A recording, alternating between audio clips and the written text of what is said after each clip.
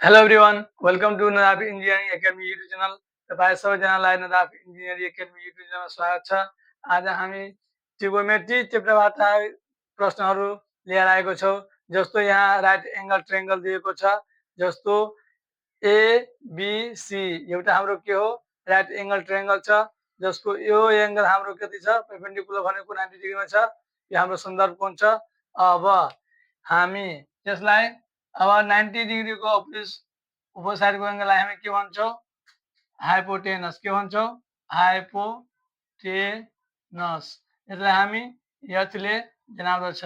जस्तो अब सन्दर्भ कोणको अपोजिट साइडको एङ्गललाई हामी के भन्छौँ, पेर्पेन्डिकुलर के भन्छौँ, पेर्पेन्डिकुलर यसलाई हामी पीले जनाउँछौँ र तलकोलाई के भन्छौँ हामी, बेस भनेको बीले जनाउँदछौँ। अब पाइथागोरस साध्य अनुसार हेर्दाखेरि पाइथागोरस साध्य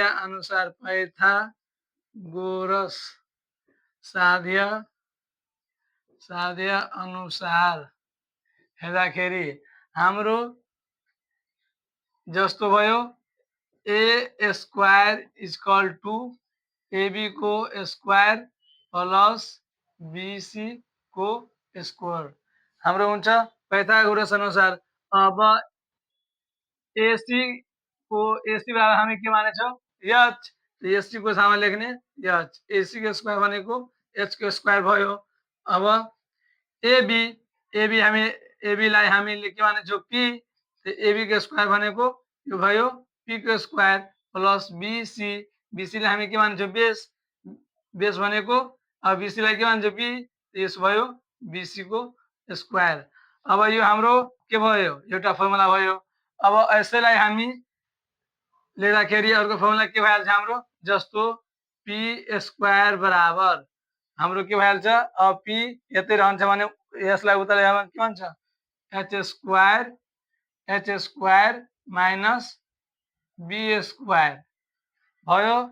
अर्को के हुन सक्छ हाम्रो, बी स्क्वायर बराबर H square minus P square. अब मानिलो यसलाई हामी अब स्क्वायर हटाउनु छ, यसको भ्यालु मात्रै पत्ता लगाउनु छ भने के गर्छ हामी, यहाँ एच स्क्वायर यहाँ के थप्नुपर्छ, रुट अन्डर के हुन्छ, P square plus B square. त्यस्तै यसमा पी निकाल्नु छ भने यसलाई यहाँ root under H square minus B square. त्यस्तै यसमा के हुन्छ, बी निकाल्नु छ भने root under H square minus B square. यो हाम्रो के छ, यति हाम्रो के भयो, यो सबै फर्मुला भयो। अब यही रिलेटेड यो राइट एङ्गल ट्रायंगलमा हाम्रो पी बराबर 8 सेन्टिमिटर दिएको छ, बी बराबर हाम्रो 6 सेन्टिमिटर दिएको छ र एच बराबर निकाल्नु छ भनेको वाट निकाल्नु छ। अब लम्ब लाइन इङ्ग्लिसमा के भन्छ, पेर्पेन्डिकुलर त्यसलाई पीले जनाउँदछ। अब लम्ब कति छ हाम्रो, 8 सेन्टिमिटर आधारलाई नेपालीमा के भन्छौँ हामी, इङ्ग्लिसमा के भन्छौँ, बेस।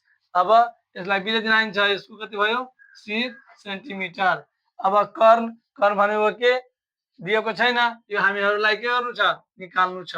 अब पाइथागोरस साध्य अनुसार यहाँ फर्मुला हामी निकालेका छौँ, H equal to root under P square plus B square. अब पी को ठाउँमा कति राख्ने, पी को भ्यालु हामी माथि दिएको छ, यो माथिबाट लेख्ने, पी बराबर 8, पी को स्क्वायर भनेको 8 के स्क्वायर। अब बी बराबर के दिएको छ, 6। अब बी को स्क्वायर भने 8 के स्क्वायर हुन्छ। अब 8 के स्क्वायर गर्दाखेरि हाम्रो कति भइहाल्छ, 64। त्यसपछि 6 के स्क्वायर गर्दा 36। अब दुवैलाई जोड्दा कति भयो, 100। अब 100 भयो। त्यसपछि यसलाई रुट अन्डरमा चाहिँ निकाल्दाखेरि हामी 10 into 10, फेरि 10 को पावर स्क्वायर, यो पनि के छ, स्क्वायर। दुवै स्क्वायर कट्यो भने हाम्रो के भयो, 10 सेन्टिमिटर। एन्सर के को, एच को, यही हाम्रो के भयो एन्सर।